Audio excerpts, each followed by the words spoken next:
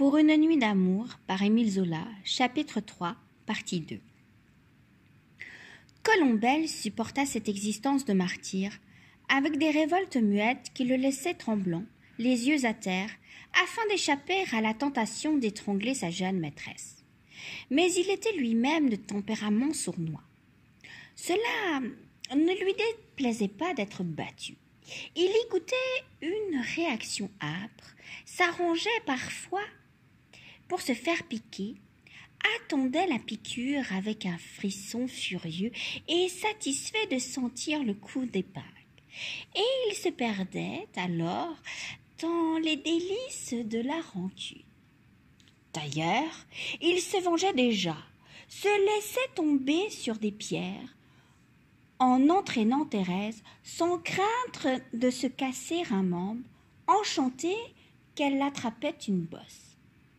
S'il ne criait pas, lorsqu'elle le piquait devant le monde, c'était pour que personne ne se mît entre eux. Il y avait simplement là une affaire qui les regardait, une querelle dont il entendait sortir vainqueur plus tard. Cependant, le marquis s'inquiéta des allures violentes de sa fille.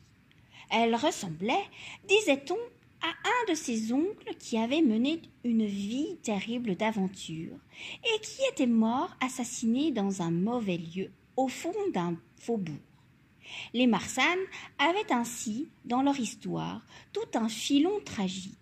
Des membres naissaient avec un mal étrange, de loin en loin, au milieu de la descendance d'une dignité hautaine, et ce mal était comme un coup de folie, une perversion des sentiments, une écume mauvaise qui semblait pour un temps épurer la famille.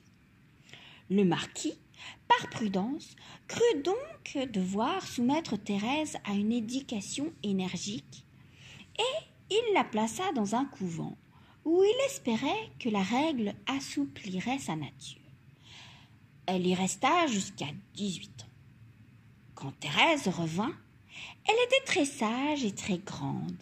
Ses parents furent heureux de constater chez elle une piété profonde. À l'église, elle demeurait abîmée, son front entre les mains. Dans la maison, elle mettait un parfum d'innocence et de paix. On lui reprochait un seul défaut.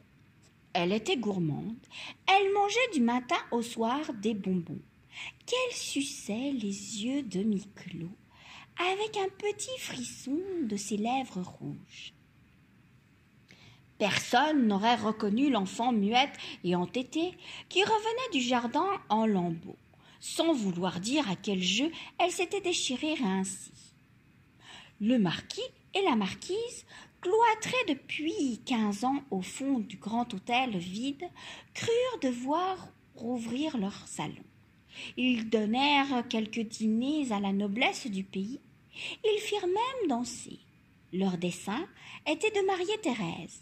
Et, malgré sa froideur, elle se montrait complaisante, s'habillait et valsait, mais avec un visage si blond qu'elle inquiétait les jeunes hommes qui se risquaient à l'aimer.